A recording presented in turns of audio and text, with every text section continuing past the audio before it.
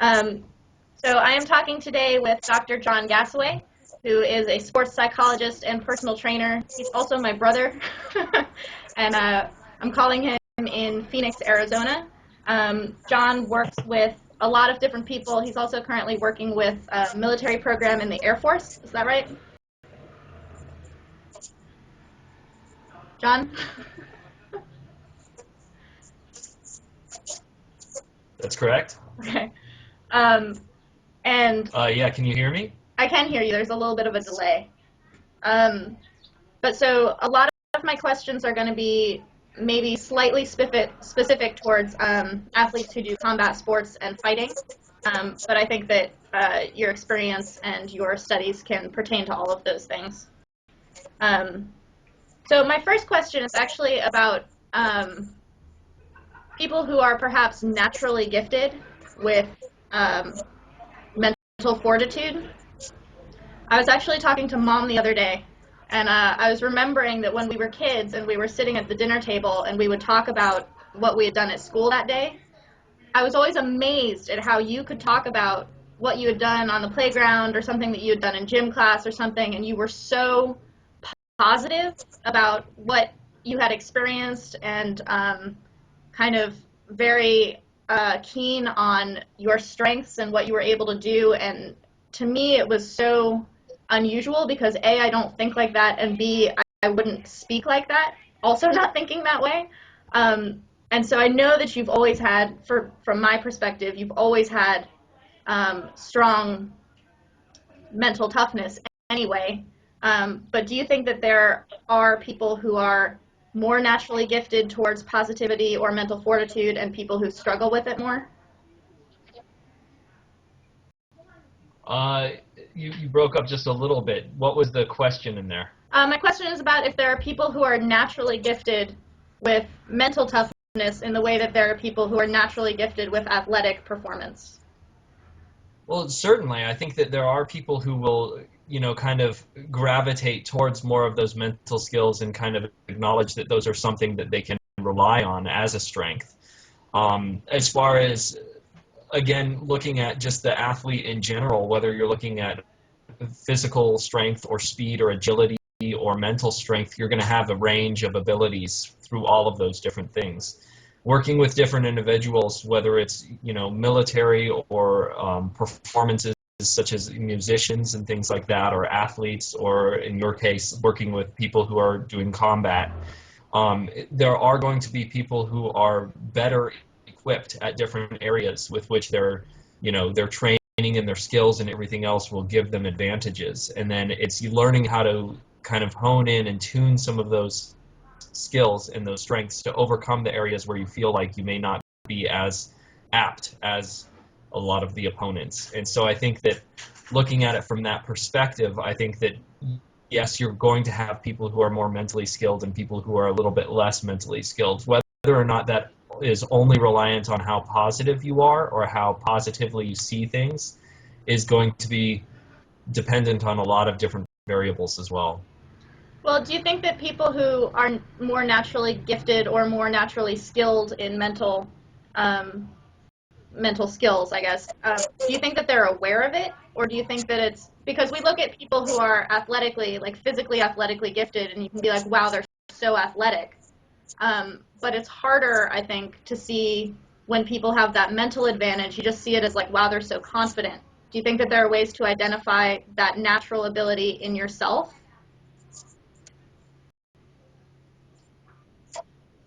I think that that's case in point, one of the hardest things to deal with and one of the hardest things to try and find. I think that it's easy, as you suggested, to see if somebody is physically gifted based off of just the way they appear. Again, looking at things you can measure, speed, strength, different things of that, kind of domain. You can measure them and you know whether or not somebody's improving. Whereas mental skills are one of those things that we're still gaining knowledge on how to measure certain parts of mental skills and whether or not you're improving in different areas. And I certainly think awareness is one of the areas that a lot of people struggle with. And I think that it's because we take it for granted. If you look at this simple process of breathing while you perform, whether you're a fighter, whether you're a runner, whether you're a musician. Breathing, if somebody told you, I'm going to help you breathe, you would look at them and be like, well, I do that every day, all day. I don't need help with that. And then once they realize that breathing can be a very vital aspect of their performance, and that if they can improve that piece, it can solve so many other issues and make them faster, stronger, better, more, prepared for different things. And you're just talking about breathing, and no one would look at you and say, oh, I need help learning how to breathe. And so I think the mental skills are very similar to that, in that a lot of people will look at them and they say, I don't need help with this. This is stuff that I already know how to do. I know how to imagine myself doing these things. I know how to talk to myself in this way. But then when you actually learn to apply it and actually learn to see the specifics, it becomes a whole new world and a whole new area of which you can extend your expertise, and a new area in which you can kind of develop new skills and rely on the strengths and weaknesses in just that domain itself. Mm-hmm.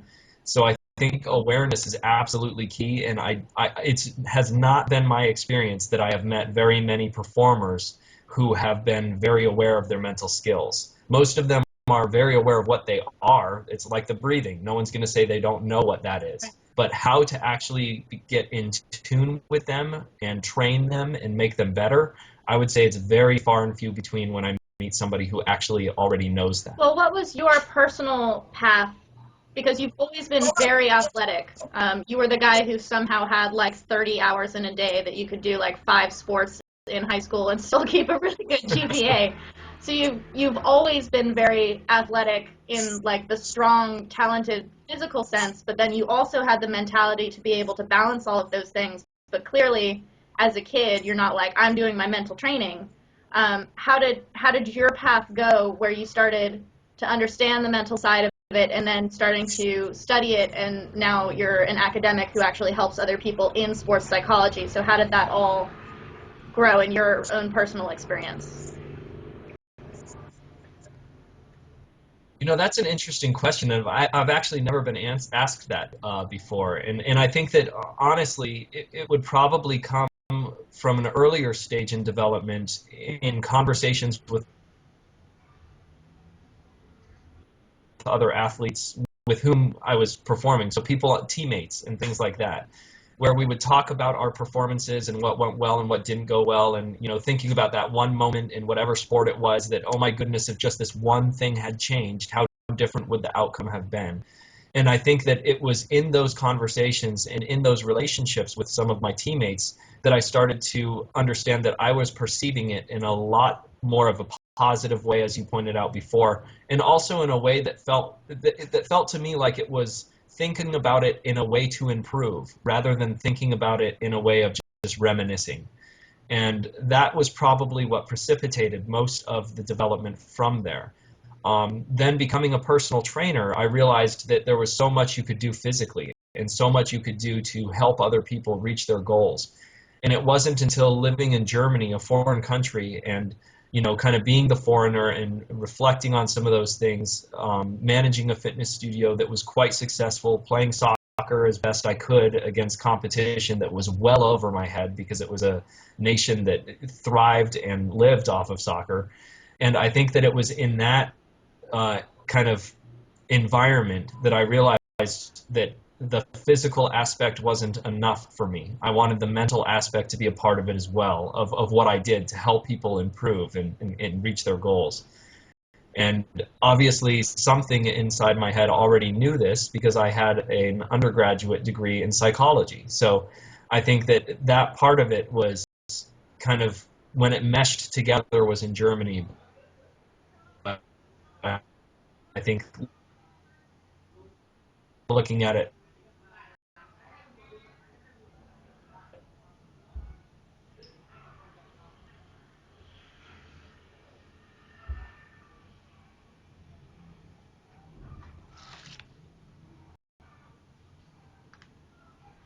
We did them.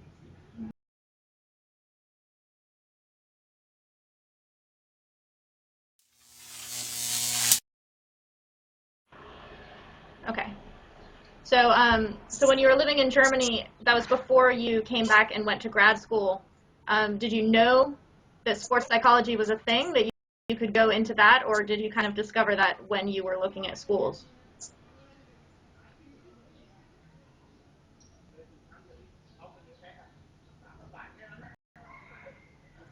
I had already known about sports psychology, and so it was something that was in my head. It wasn't something that I had explored in depth.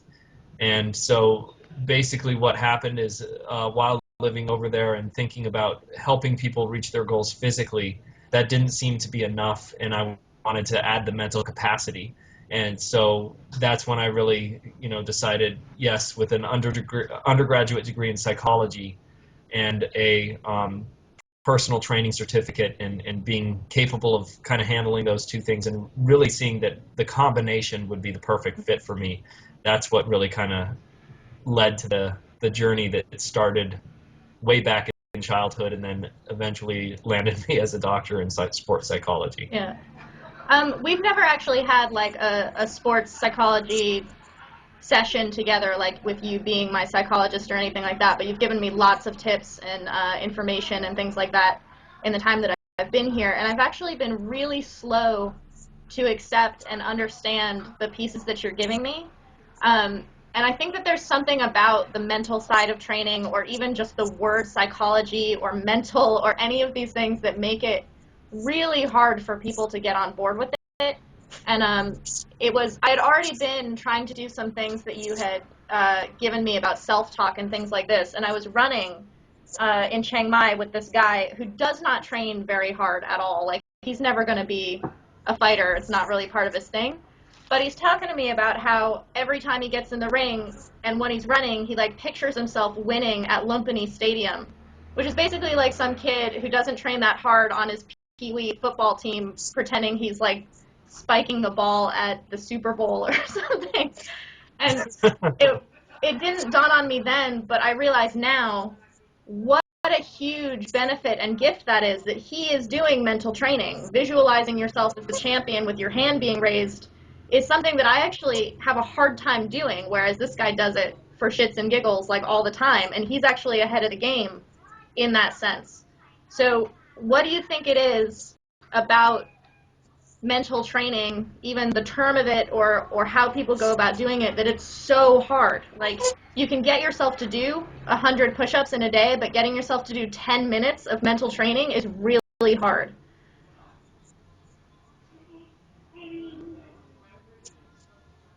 Yeah, again, going back to the breathing, it's telling somebody to do something that they already feel completely capable of doing. And so it doesn't seem to them that it's something you have to put an extraordinary amount of effort into. And then obviously the strength of that individual you were speaking of, he could just do that naturally, whereas other people have to work continuously at it.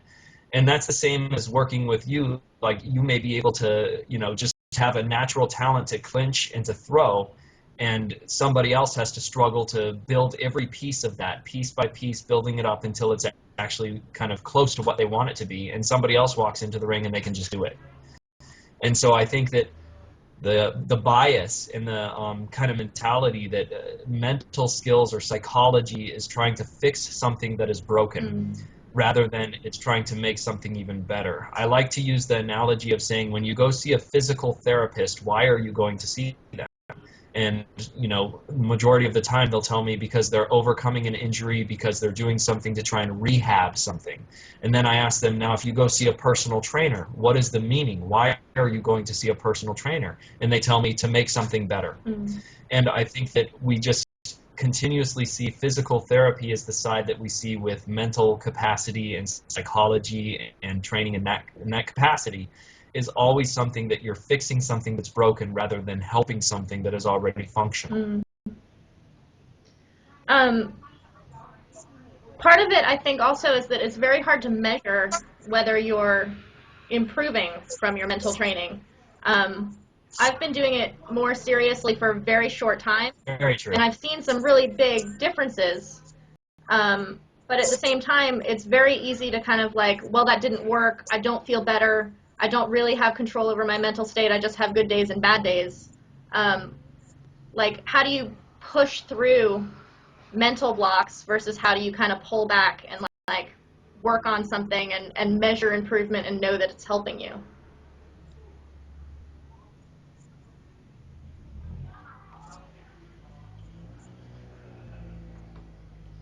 That's one of the hardest things to do because we do not have very good measurement tools yet. There are some measurement tools you can go out there and you can get, and you can really kind of look at them, and they're all very much subjective. It's asking yourself whether you did certain things and asking yourself whether you felt a certain way.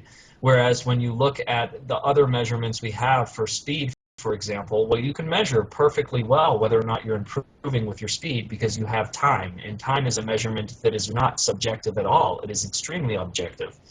And so looking at it from that kind of perspective, it is so much on the athlete or on the performer's own will on whether or not they're improving and working on these things that it becomes very difficult to try and prove to them that anything is changing at all.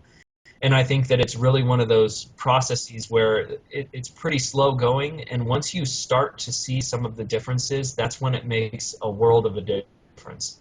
And the higher and higher you get up in the level of competition with which you're performing, the easier it is to see it.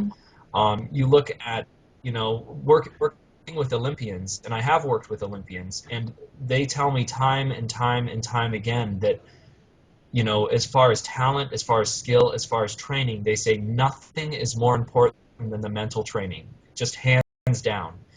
And it's something that they've glimpsed, that they've been aware of, and that as soon as they start working on those parts, they see everything else fall into place.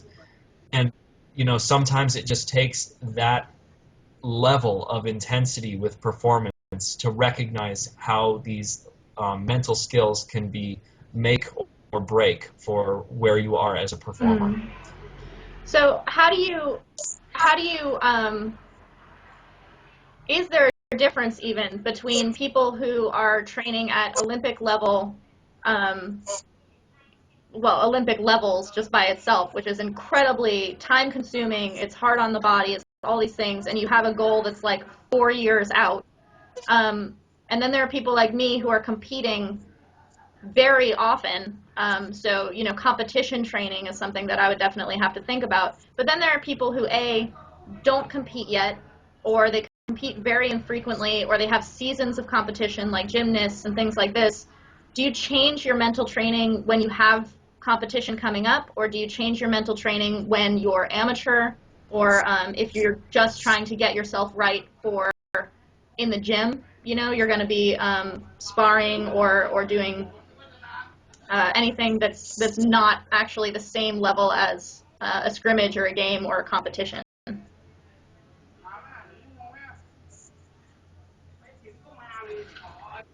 Certainly. I think that's, again, because it's so hard to measure and because you have to kind of do some trial and error kind of ways of working with the mental skills. And I think that it's vital that you do the trial and error when you're not in competition that's the tough competition. You want to already have the things in place that are going to be the things that will lead you through the performance. And so when you're an amateur, when you're working on just sparring, when you're, kind of building up to a big fight, that's when you want to tweak and try different things. And then approximately a week or two before that big competition or the big fight, you want to just sustain and keep the routine. And even if you think tweaking something would be a good idea, don't do it yet. Just keep the routine, keep the stuff going that you've already been doing, because the mind is very flexible but also very plastic. And the more kind of different variables and different things you throw into your performance, the less you know. And so the more routine you keep it, the better it is you're able to measure whether something is helping. And so that's one of the few ways you can measure mental skills, is keeping it consistent and routine and knowing that that's consistently helping. And if it's not, then tweak it. But do not tweak it when you're about to compete in a big performance. Yeah. So how do you, I found just in the way that I train like 7 hours a day.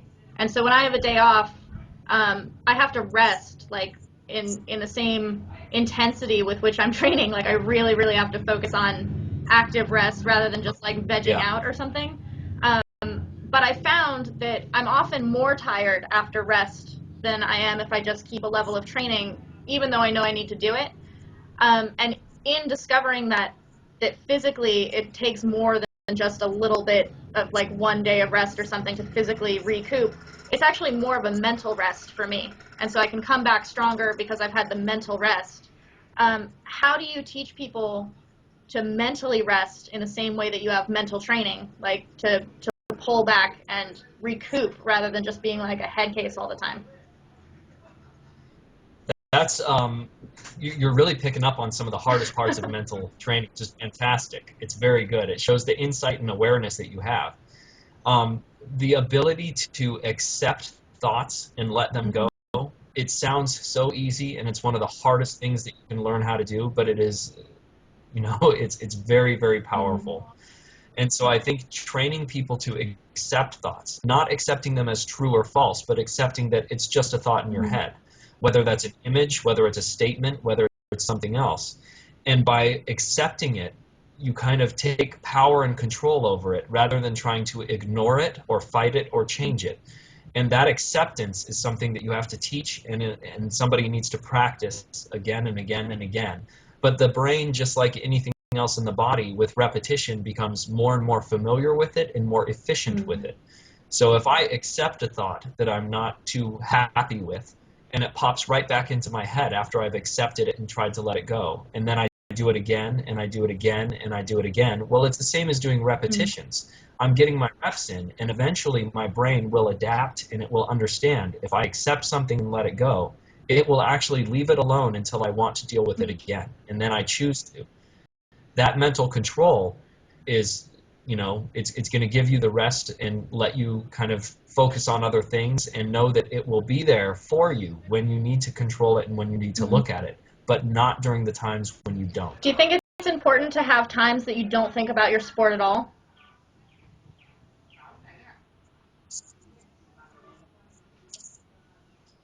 I think a lot of ways that's what cross training is. So, football players who play golf, or, MMA fighters who, go rowing and stuff like that. I mean, it could be anything, but cross training is a way to engage the body and engage the mind in something that could be difficult to do, or something that is similar in the sense that it's taxing you in some way, but it's so different than what you're training for that it has unbelievable benefits. And so I think, being able to use the same skills in a different sport or in a different area is very important, because it allows you to feel like you're doing what you do, but it's in a different realm where it's less intense and you don't have to worry as much about the performance or the outcome. You just worry about just kind of having fun. And I think when you really get deep into any sort of performance, the fun part of it can become a delicate balance. And so having that second sport or the second thing that you're performing, that can really allow you to continue to control and have that fun that you want. Yeah. I had a time for a while understanding. I had heard that your goals should not be outcome based, that your focus should not be outcome based.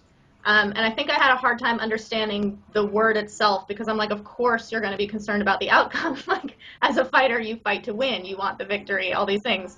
And you told me numerous times, just choose like 3 things that you want to focus on, that you want to make sure that you're breathing, you want to move forward, and you want to be able to hear your corner, like things that are not outcome based. So I understood those things, but I think that the term outcome and what I was interpreting that to mean was not computing for me for a really long time. So for people who might also have that kind of misunderstanding, how would you define for them that they don't want outcome based goals during competition?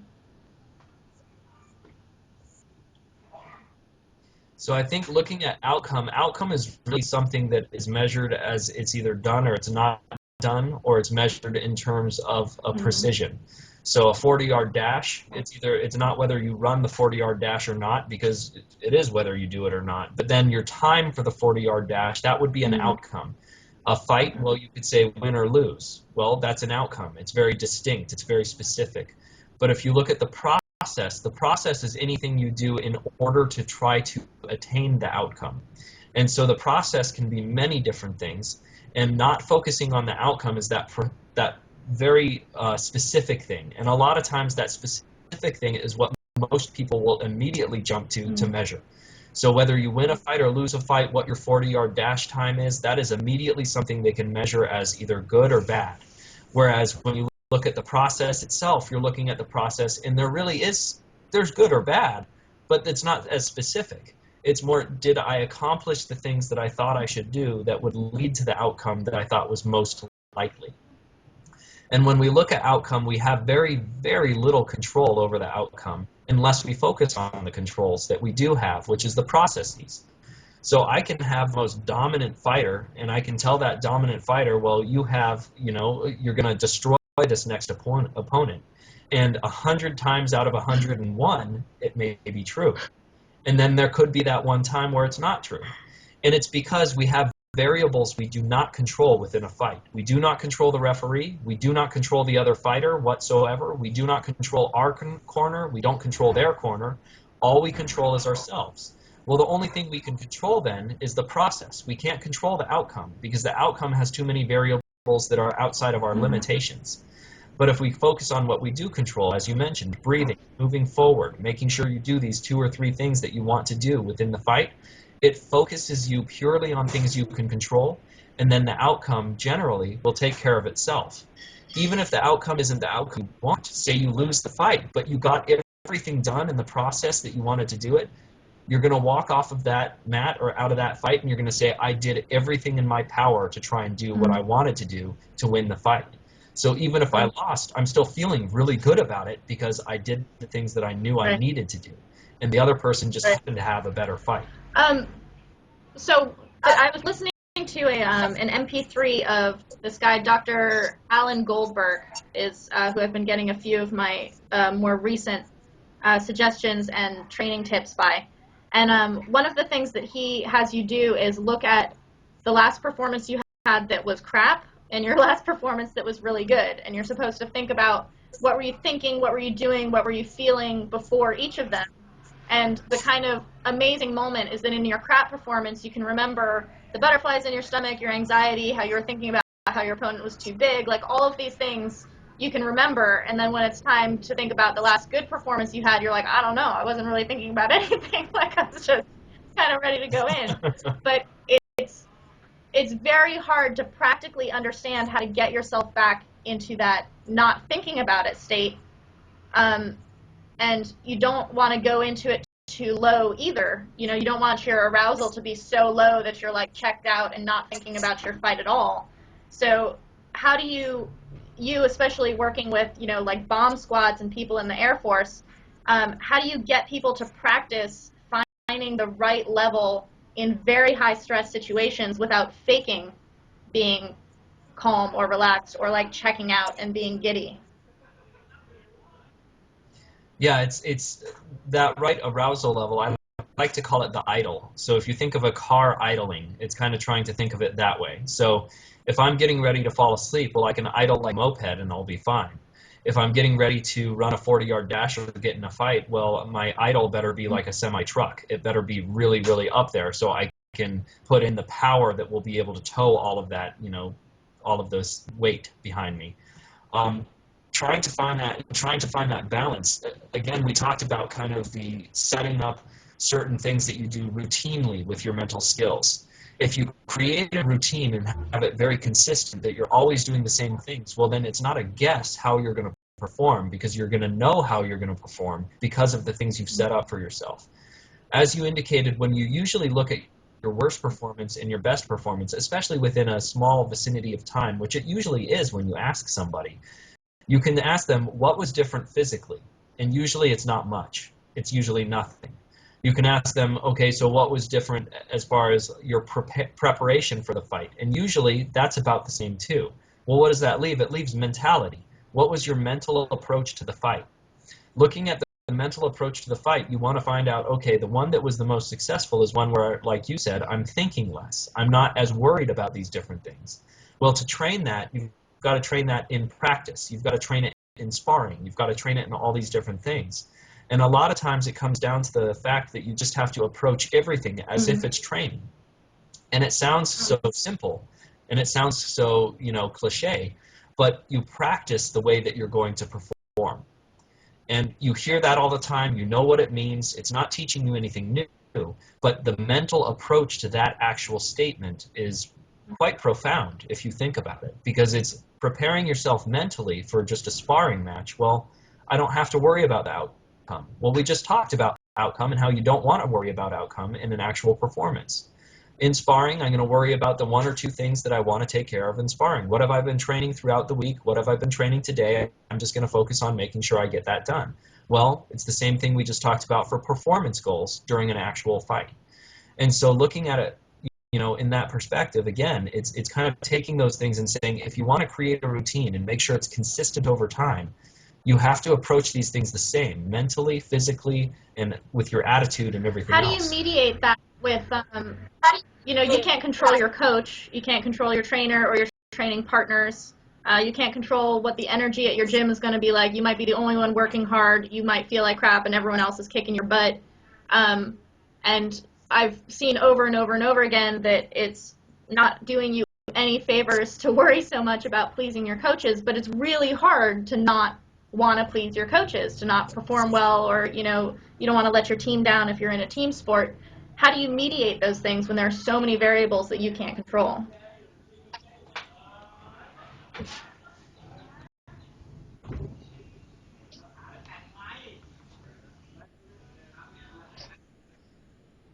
You got the parts that you can see in perspective, and so you look at your coach and you say, what does he do? The coach is here to help me no matter what. The coach is here to teach me new things. The coach is here to support me, even if it doesn't sound like support, even if it doesn't seem like something that is good for me. That is what the coach is there to do, and it's because of the trust you have in the coach. Because I trust the coach to give me the skills I need to perform. I trust the coach to have the knowledge that I need to gain in order to become a better fighter. I have to trust my coach to know that he has been through with his experiences, either training other people or himself, that he can take those experiences, attach them to who I am and what I'm doing, and try and get me to make sure that I'm not making the same mistakes he made in the past with other fighters or with myself. That trust is vital. And so having that trust, you're going to have to, say basically, even if it sounds horrible what he's saying, even if it sounds like he's incredibly disappointed, I know that ultimately he's trying to help. He's trying to do what's best for me. Looking at it in terms of your opponents and things like that, well, your opponents in the gym, they're going to be the ones there who are going to try and make you better because they're trying to get the same things done that you're trying to get done.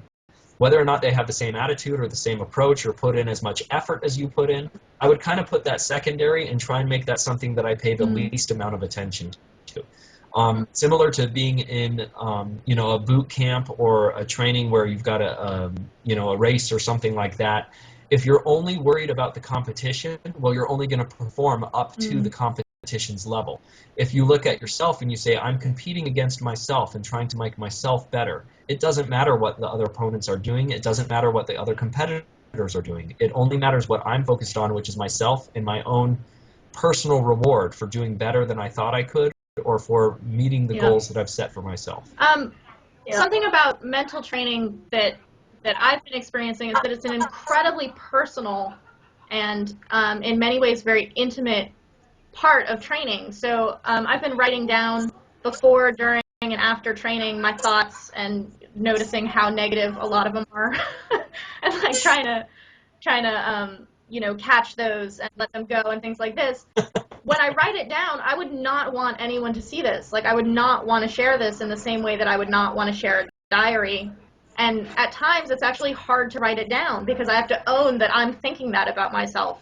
And I know that it has such a negative consequence. And I'm like, stop thinking like that. And so I know that by writing it down, I'm letting it go. But it's hard to kind of own it. So in what ways can you have a mental training partner or buddy in the way that you have like a running buddy? Like, because it's so personal, how can we help each other with mental training as teammates or as coaches?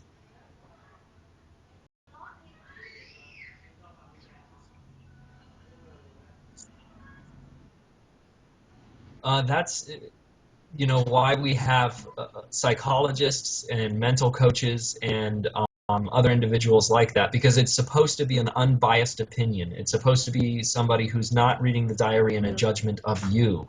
It's somebody who's helping you with the diary to digest the information, change the information, tweak it so that it helps you, so that it works towards what it is that you're trying to do. It is incredibly intimate, and it is incredibly difficult to share that information with anybody, let alone, like you said yourself. I think that's one of the reasons that a sports psychologist is such a good idea. It's not something that's dysfunctional. It's something that is functional, but you can make it better. And if it is something that seems to be kind of crossing that border to something that is no longer functional even in your life, well, then a psychologist is a good idea anyway. I think sharing it with a friend or sharing it with another, workout buddy, that is an incredibly vulnerable state that you put yourself in. And whether or not you should do that is completely up to you. But I would think that similar to sharing your journal or your diary with somebody with whom you may not feel comfortable is not a good idea. I think that taking those personal things and trying to tweak them and change them, that's a very personal thing. And whether you do it on your own or with a sports psychologist, or if you trust your coach that much, or if you do have a workout buddy who you can trust that much and make yourself that vulnerable, that's something that's a gift, and I think that you should definitely take advantage of it. But I would hesitate before I would recommend that anybody do that without taking serious consideration into what it is you're exposing yourself to by giving some of that information out. And I think that if you look at it in a generalized fashion, it's a lot easier to share. So if you don't get as personal, but you just generalize it to, something that somebody was thinking, or hey, I was thinking that I wasn't doing this very well. What are some ways that I can improve it? Well, that's very general, and it makes it easier to kind of approach others with it. And a lot of times you're going to hear, if you keep it general, you're going to hear people are saying and thinking the same things you are. But when you get very specific and personal, that's where I would hesitate to say that you share that information. You work with kids, not like super young kids, but I've noticed here in Thailand, when I see little kids who are like sparring or clinching, they're pre-fear and pre-neuroses. Like they haven't developed all of the like self-critical analysis yet, and so they can just launch into it like without being afraid of it. The way that if you come to it as an older person or as an adult, you kind of have this built-in like, oh well, I can't do that because I'll get hurt, or I can't do that because that person's stronger than me, or whatever the thing is. What are the benefits to and the tactics of starting young, teaching kids mental training from a young age so that they can develop as athletes with it? And how do you, as an older person coming to it, kind of bring yourself back to that state of kind of pre-fear or pre-self-critique?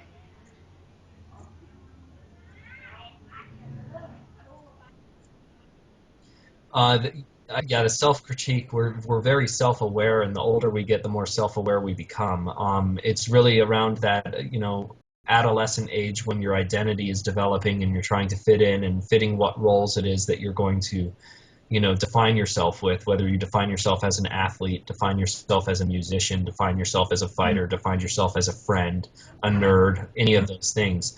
Those roles are things you're exploring, trying to figure out how does that fit my identity. When you're younger than that, it doesn't even matter because you're basically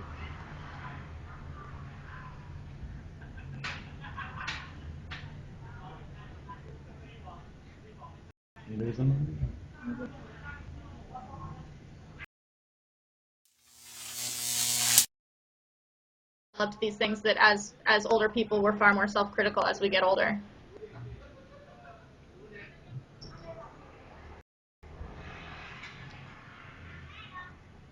you cut out again. What was the question?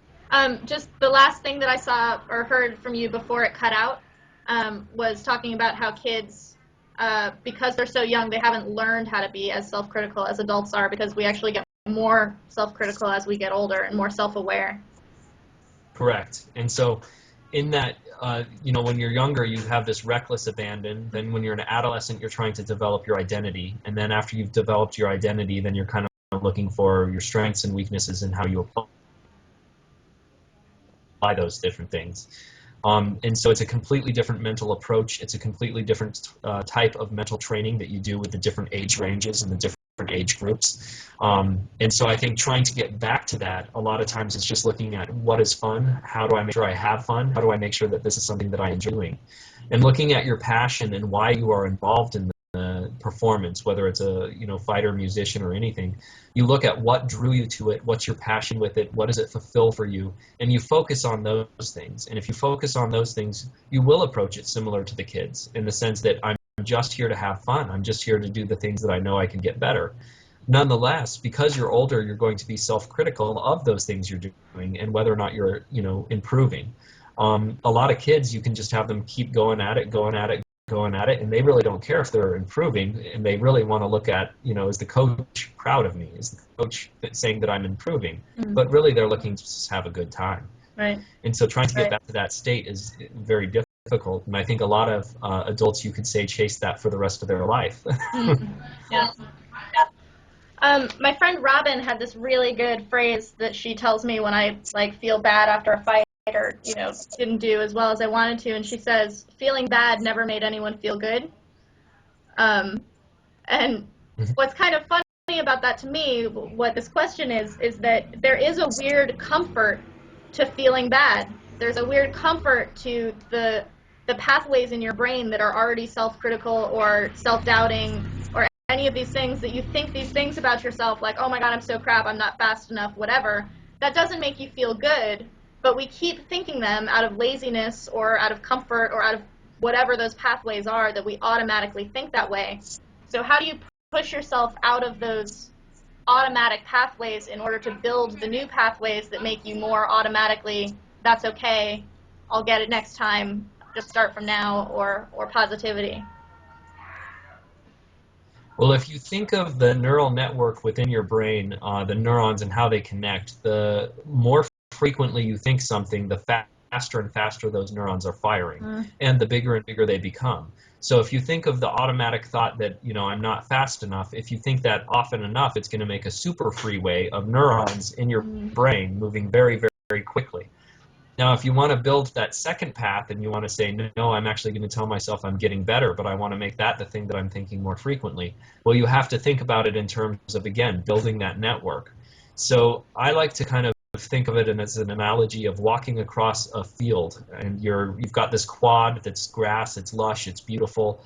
If you walk across that field time and time and time again, eventually you wear a path. And so the path looks like the right way to go. It looks like the most efficient way to go. It looks like where everybody else goes. And so you continue to use it. But similar to the quad, if I want to go a different way, if I want to take a different route, well, if I start walking on a different piece of the grass in the other path doesn't grow back immediately. It takes time to leave it alone, to not approach it, and to let it grow back over a large period of time and eventually wear away a new path. And I like thinking about it from that perspective, because it generally takes about as long as it would take to regrow grass. Yeah. So it'll take months, and I think that really kind of focusing on those things and trying to change those. I liked what you said in the beginning, though, in that, sometimes it's good to have these negative thoughts, because the negative thoughts aren't empowering, but they let you know what you're learning and what you need to get. I have visual performance, and when they're things it's fantastic. Oh, and so that where they're saying, hey, this is something that's going to me and motivate Right. to get better. So I think sometimes the negative things, they're necessary. Well, there's another question, is that there are people who are motivated by negative thoughts. I think maybe even women in particular, like body hatred or whatever, will get your ass to the gym and you'll work hard in this kind of punishing way. But that's not a healthy way to, you can motivate yourself this far, but you can't actually succeed as an athlete with that kind of motivator alone. So, Yeah, I think. So where does that end, and then your different thoughts begin?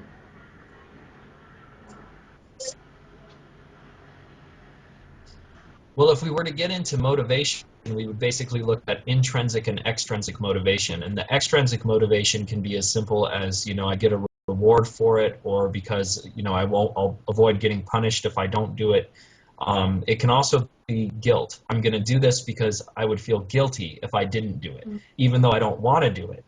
that will, like you said, it'll only get you so far. And then you look at the intrinsic motivation, coming back to what we talked about before, and why are you involved in this sport? Why are you doing it? It's the passion. It's the thing that drives you to do it because you like it, for whatever reasons those are.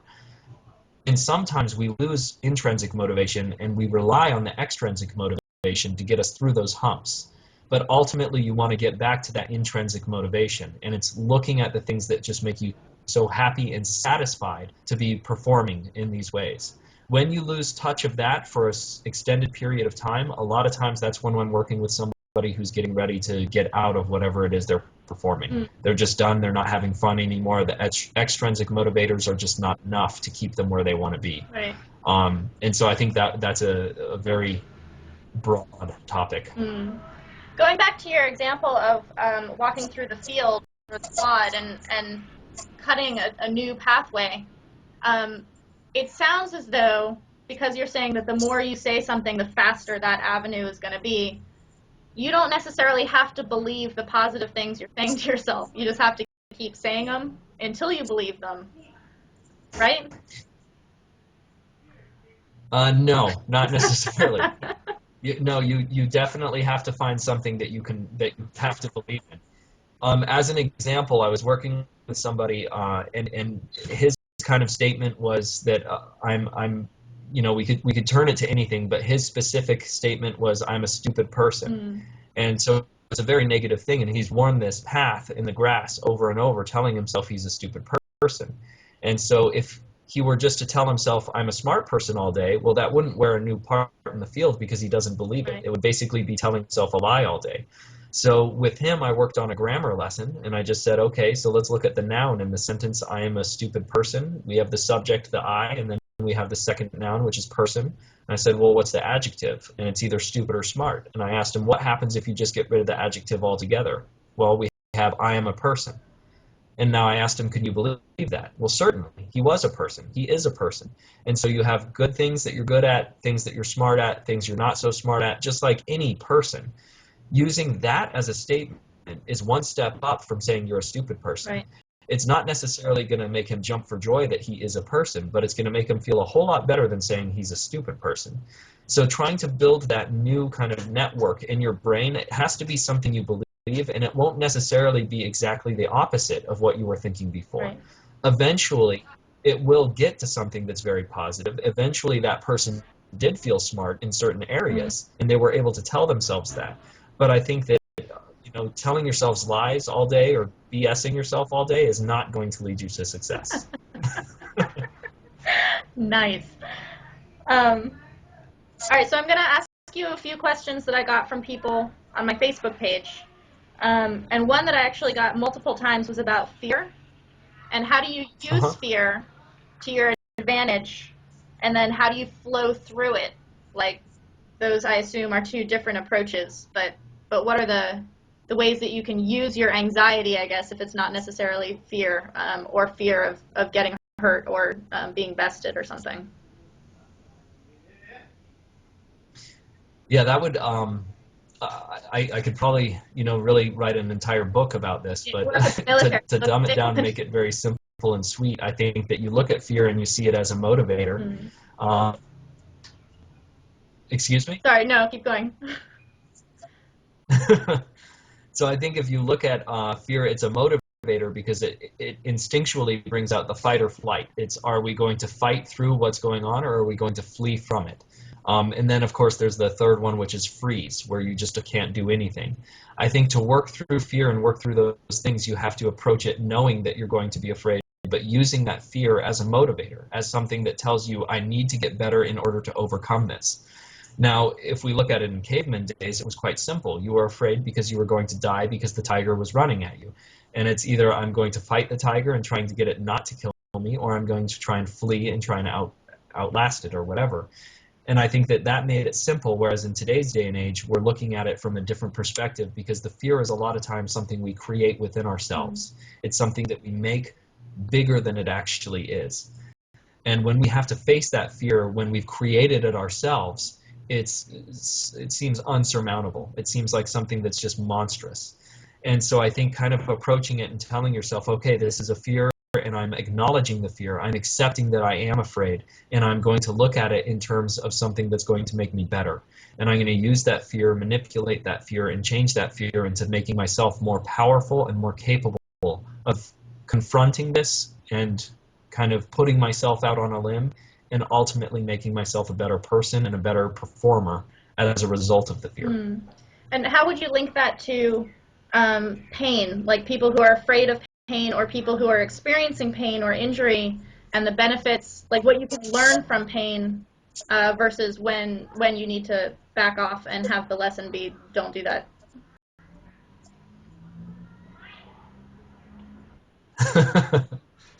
I think, if you look at the gate control theory of pain, the gate control theory of pain basically says that you've got a gate with the pain, and you can either open that gate up and feel more pain, or you can close that gate off by doing certain things that will close that pain off. And I think that looking at it from that perspective, basically, the more attention I pay to the pain, the more I think about the pain, the more I think about how the pain will limit me or how the pain will cause me to suffer, that's going to open up the gate. The more I concentrate on, okay, I'm in pain here, but what are the things I can do? What are the things I can do to distract myself? What are things that I can do to push through it? Those are all things that will close the gate and make it a lot more tolerable. Pain is very interesting because it's very subjective. You can have two people have the same injury, and really cut down all of the variables. I'm going to drop a 5-pound weight on both of your feet at exactly the same time from the exactly same height, and you will experience the pain profoundly different just because of who you are and how you experience pain. And so I think looking at it from that perspective, because it's so subjective, it's a very personal thing. Knowing yourself, knowing your body, and knowing your own threshold for pain are all things that are intimate to you, and they're things that only you will be able to work through in terms of what you're willing and not willing to put up with. And sometimes you learn very, very hard lessons having to learn that through the pain. And sometimes you learn lessons that tell you you're a lot tougher than you think you are. And the brain ultimately is going to tell you you're in more pain than you are in. The body will push itself through so much more than the brain would want it to allow itself to do. Because the brain essentially is lazy and it doesn't want to be hurt, and it just wants to be satisfied. Whereas the body says, I'm going to do what it takes to survive. And that's going to be a lot. That's interesting because you actually have to use your brain to push past that and make your body keep going. So it's both your handicap and the thing that you use to continue on, yeah? Very well said. It's interesting that both with the issues of pain and with fear, from my own experience, accepting and acknowledging that it's going to happen makes it a lot easier to deal with. It's like if you're watching a scary movie and you don't know where the zombie is or something, but you know there's a zombie in the scene, you're kind of calmer because you're waiting for it. So you're like, it's going to be somewhere. Whereas if you don't know like what the monster is or where it is or if it's going to be in this scene, the suspense is what makes it so scary. So I feel like for me personally, when I know I'm going to get kicked, I know I'm going to get hit in the face, I know it's going to hurt, it's like, okay, I know that's going to happen at some point in this 2-minute round. I accept that it's going to happen. Whereas if you're like, maybe I won't get kicked, like maybe I won't get hit, you're screwed. Like you're going to be completely like taken aback by, it's the punching game. So what's going to happen? Very true. So someone asked about something that my friend Emma calls small guy syndrome, which basically means that you are always at the size disadvantage at your gym or in training or sparring or whatever your sport is. You simply will never have the size advantage. And how do you deal with something that feels like an unfair disadvantage that you kind of can't ever change? Like, how do you mentally deal with a permanent disadvantage?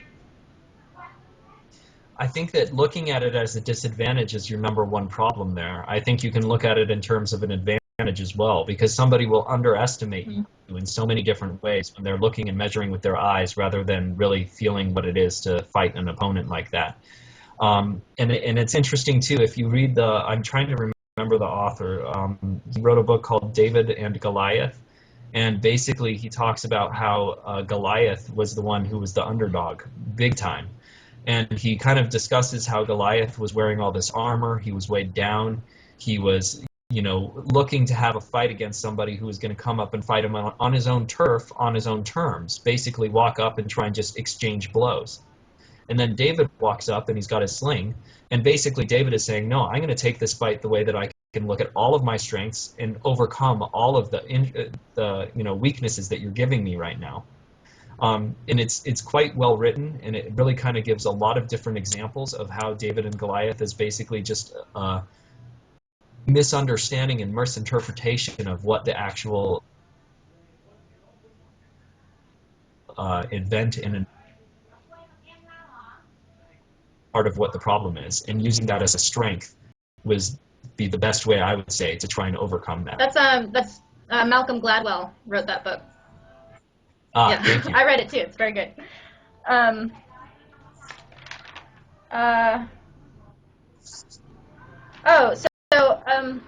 A woman asked me, she had been reading mental training, like a PDF, something online, and it was talking about imposter syndrome, which is basically you feel like you don't deserve to be where you are, to be fighting the people you're fighting, or to be getting the attention you're getting. You basically feel like you're an imposter, kind of fooling everybody, and that you don't deserve the things that you've, clearly earned by doing whatever it is you do to get to where you are.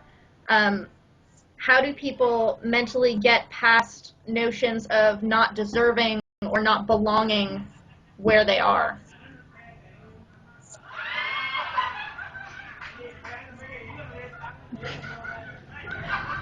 I think the biggest way I would approach that one is I would kind of look at it and just say, all right, what you want to look at there is you want to say, instead of looking at it from yourself, look at it from an external perspective. If you were telling your best friend that you didn't deserve to be here and you're not that great of a fighter, what would your best friend say? Yeah. And then basically tell those things to yourself. So kind of take your advice that you would give a friend who was saying the same thing. Because it's so much easier to externalize that stuff and kind of look at it from that perspective than it is internally to kind of approach it from that. And it's so much more personal when it's internal, whereas when you externalize it and say, okay, this is what I would say to a friend. I've even had a performer basically turn on a recorder and record himself talking to what he would say to his best friend in the same situation, and then do it over and over with different things that he was doing, and then play it back for himself, and it's him telling himself these things. And it had a profound effect because he really kind of felt like, no, these are things I deserve, and they're all things that I'm telling myself that are true. And I think that it's only my internal voice that is kind of trying to take these things away from me. But having it on a voice recorder and listening to it makes me feel very, very, deserving, valid, and good. Do you think that people have a slight shyness or fear of getting into mental training because from the outside, without actually doing it, it kind of comes off as Stuart Smalley, especially with words like self-talk, where you're like looking in the mirror and you're like, I'm good enough, I'm smart enough, and gosh darn it, people like me. He's actually really good in his self-talk, but I think that people are afraid of looking like that or something. How do you get people to kind of let their guard down and actually be kind to themselves, because it actually seems like people are afraid of doing so?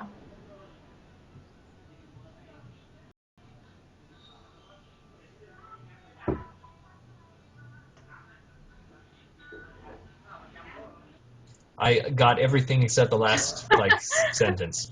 How do you get people to actually talk to themselves the way they would talk to a friend? Because it seems like people are afraid to talk to themselves like that. Like it comes off as I don't know, eating your own crap or something like that.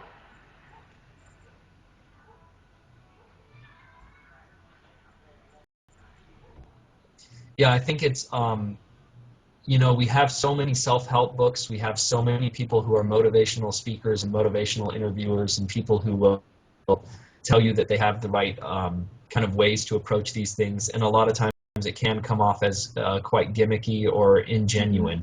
And again, it's the more familiar you are with it yourself and the more you practice it yourself, the more you realize how big a tool it can be and how much of an effect it can have on your performance.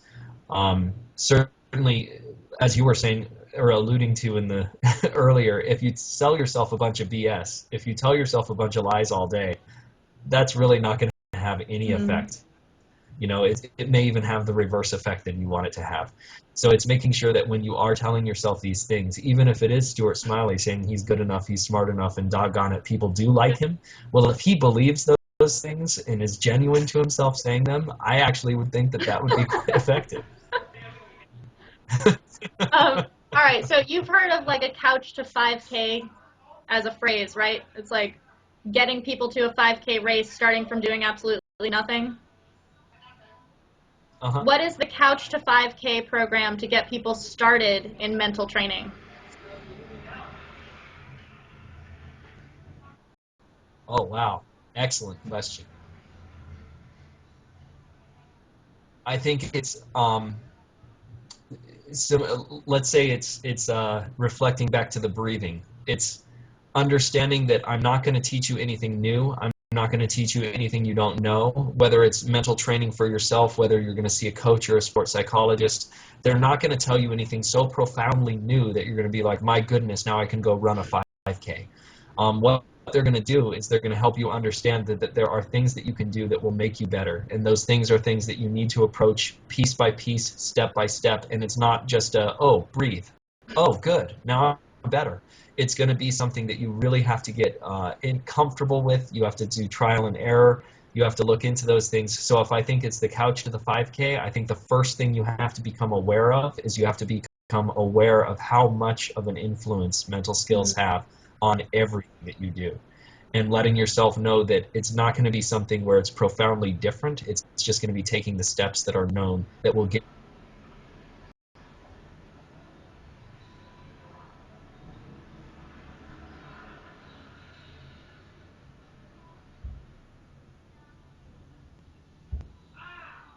All right, you froze just at the last second there.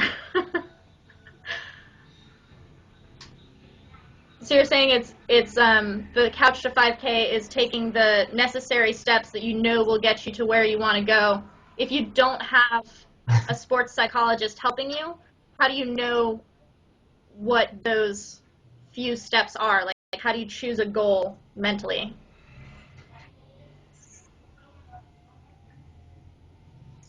So if you don't know a sports psychologist or not working with one and you just want to do it yourself, it's the same as the breathing. Ask yourself, what is it that I'm doing that's more effective and less effective? So if I'm throwing a punch and I breathe in, wow, that felt really weird and it felt like kind of off, and I don't think I want to do that again. Well, if I tell myself something that's not working for myself or have an image of myself failing, that's probably not going to feel very right.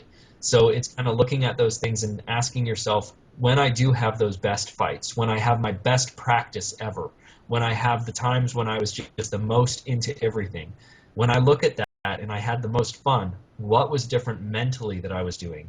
And then try and follow those things the best you can, and really giving yourself credit for every little piece that you do that is getting you where you want to be. The credit you get and the validity you give yourself, validating all of the different things that you've done, that ultimately is going to be the first step of getting off the couch. And so if people are going to start working with a sports psychologist, what are the benefits to working with a professional versus, just trying to feel it out on your own?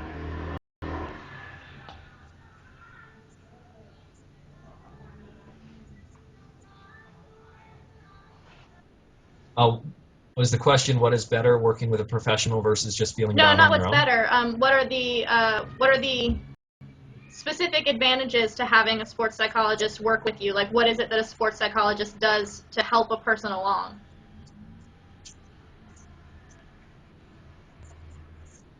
Oh, okay. So it's knowing exactly how to identify the skills, how to make sure that the skills are developing in a fashion, and subjectively is going to be a lot of what you kind of build towards it. As you were talking about the diary, it's somebody you can know is going to be an unbiased opinion with incredibly personal information. Um, you can find all of the things you'll learn about sports psychology if you just kind of look at it and Google it a little bit. I mean, imagery, self-talk, goal setting, focus, attention, awareness, arousal regulation, which includes relaxation and amping yourself up. So you can find all of those things, and you can find brilliant ways to work on them. And I would highly suggest you do that before even working with a sports psychologist, because if you work with a sports psychologist and the first part is just education, well, you've just wasted a whole lot of time that you could have done the reading on your own and already known all of these things. So I think that when it really comes down to the sports psychologist, it is so specific to you, it is so personal, and for every single person it'll be different and unique the way you work on different things. And trying to get that kind of all plugged in together is what you would work with a sports psychologist with. And then working on those skills alone, learning about them, reading about them, understanding how they are personal to you and how to change them, those are all things you can do by yourself, just by reading, just by getting it. There's a book called Mindset, and again, unfortunately, the author is failing me, but it is a very, very good book about the different aspects of creating for yourself a mental training program. So it's basically building a mind gym, a gym within your mind where you practice Right. these things. And taking the time, like you said, it's so hard, even 10 minutes a day, to force yourself to focus on mental skills seems like climbing a mountain, because it doesn't seem like something you would have to work on. But the more you do it and the more you build it into your repertoire and the things that you're doing as a routine to train, the better and better it's going to become. And how would you advise someone on how to pick a sports psychologist? I mean, obviously there's the option of like, Jim is here at 3 p.m. at Planet Fitness to be my personal trainer, versus people who go find a personal trainer they have a rapport with. Is it difficult to choose between sports psychologists, or does it make a difference whether you get on with them well, or is it a very professional relationship like the way that you would have, like a more traditional psychologist or anything like that? How do you pick a sports psychologist for yourself? And I might be biased in my answer for this one because I am a clinical psychologist as well, but I would say that you approach it the same way you would approach a psychologist, which is to say that the most important thing that you can find is the relationship you have with them. If you don't feel that they genuinely are honestly trying to get you better and trying to get you to where you're going and remember you each time they see you and remember what you're working on and different things, without big reminders, like I think that if there's anything that feels off with your relationship, anything at all, even if it's just a personality conflict, I would say switch immediately. Um, Most research, almost all research shows, whether you're a therapist, a social worker, a psychologist, a psychiatrist, it doesn't matter what type of therapy it is. If you do not have a good relationship with that person, you have a 30% chance of any sort Wow. of success. If you have if you have good relationship with them, if you feel like they're genuinely invested and honestly trying to get you to where you want to be and they really seem like they're a good fit, well, you have a 70% success rate, and that is taking out of all of the variables how much credentialing they have, how much experience they have. All of that other stuff becomes almost obsolete. So you more than double your chances of any success if you just have a good relationship with them. And so I would say, that's the way I would go. But again, I'm biased because I am a psychologist as well. So, that might be just my attitude coming through with that. I do know that there are lots of life coaches out there and coaches who are sports psychologists, call themselves sports psychologists without being a psychologist, and they're very, very good. But I would just stick very much with what is the relationship like, and do I feel comfortable with this Do you think that person? there's any kind of conflict at all, or a way in which a coach in a gym or in a sport works in tandem with a sports psychologist, or do you think that they kind of have nothing to do with each other and you can do both on your own without them ever working together? I've done both. I've worked with a coach before, and I've also worked where it's just the individual. I would say there are pros and cons to both approaches. And really, it's going to be an individual basis which one is going to be more efficient for you. Nice. Is there anything you want to add to people that I haven't asked any questions about, or anything you think is important? I think that one of the things I would add is just kind of looking at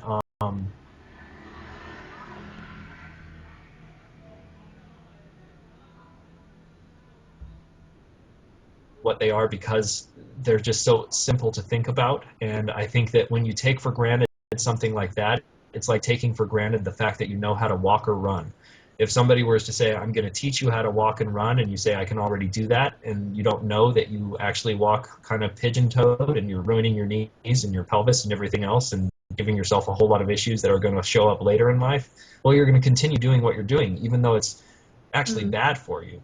And then if you actually listen to the person saying, I'm going to teach you how to walk, you'd be like, wow, this is actually something that's going to make a very, very big impact on my life as I go on. Well, I think that looking at mental skills, a lot of times it's the same thing. We take for granted the fact that our mental capacity is very, very efficient most of the time. And there are those little things that you can change. If you get out of the habit of making bad habits early on, well, you'll have a lot easier time fixing those bad habits down the road. And so the earlier you can get in to kind of work on some of these things and make sure you're not following a path that's going to lead to a harder battle later, then I think that that's going to make a very, very big difference. I think the other thing that I would kind of talk about is just the higher and higher level you get in whatever your performance is, the more and more your mental skills are going to be the make or break on whether or not you are getting to the level you want to get, being successful at the level you want to get to, and then kind of really enjoying yourself while you're there.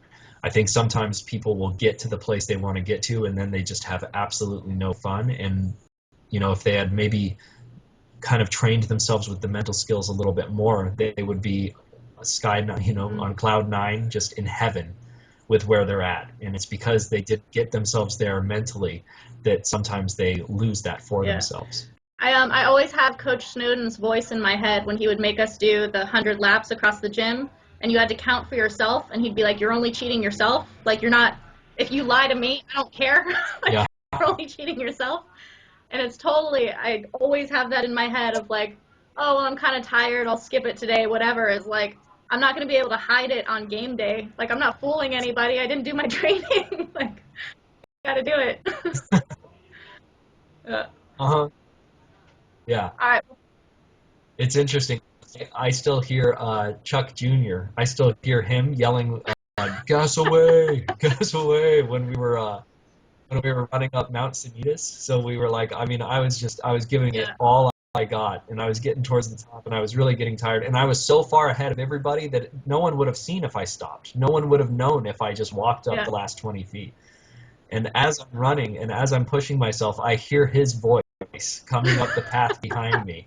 And I'm just like, oh, you know it. You know that he knows you've got to push yourself to the limit, man. And so it really is, you have these moments in your life where you can draw from those things, and they can be very motivational.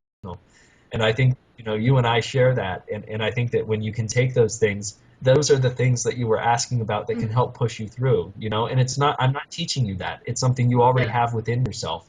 It's just learning, how do I apply that for everything, for pain, for fear, for overcoming any obstacle. It's having that voice in my head telling me that I will not cheat myself. I will give myself everything I can to get through this. I get a lot of people who ask me about motivation. They ask me, how do I stay motivated to work the way that I work? And my answer is kind of that I don't have to be motivated to go. Like, I will go whether I feel really great about it or not.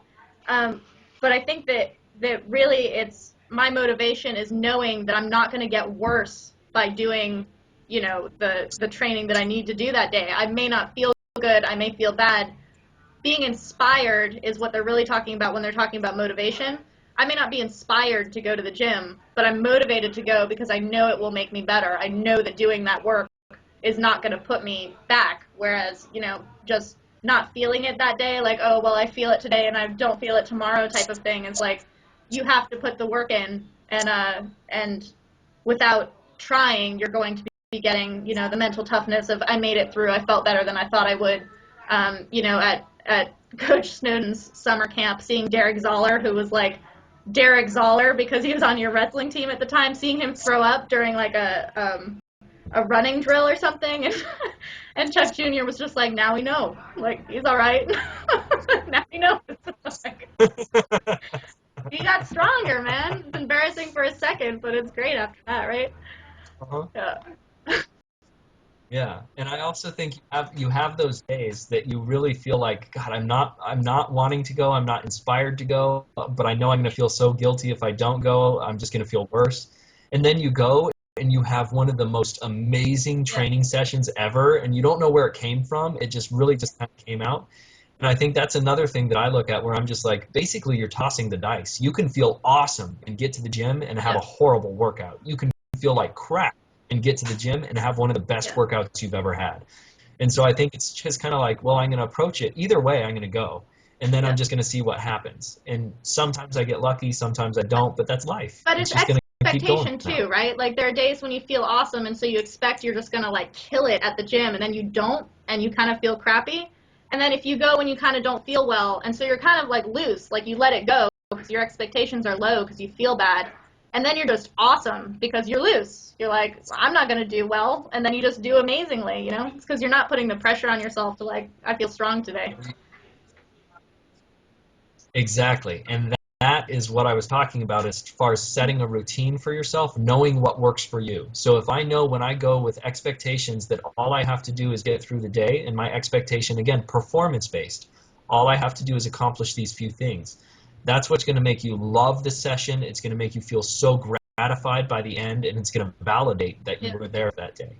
And so I think that knowing that about yourself and how to manipulate that is going to build the routine you want to have for every single training session Yeah. being similar Do to you that. have any favorite motivational quotes or inspirational quotes or anything?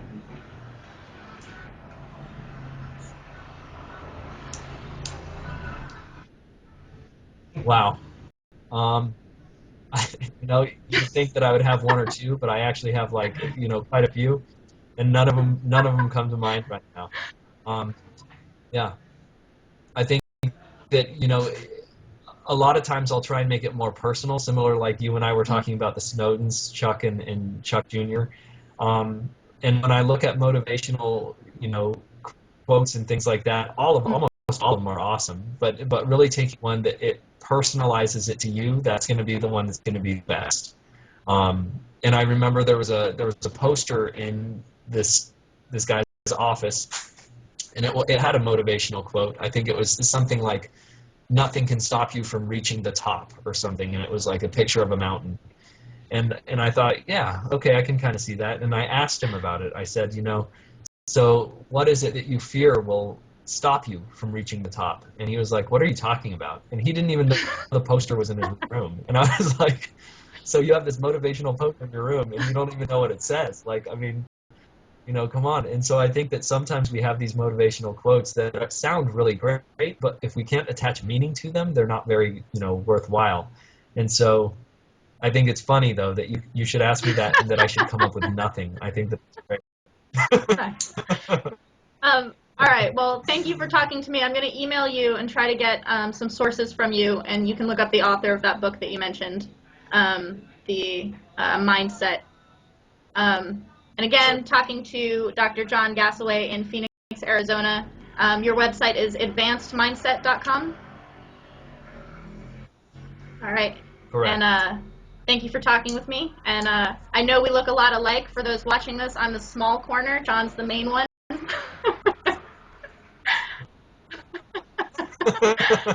Thanks for all your help, and I'll talk to you soon. I'll have this up in a couple of days.